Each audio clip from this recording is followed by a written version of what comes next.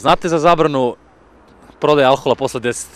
Ako ne možete da pijete, zašto bi pušili i grickali?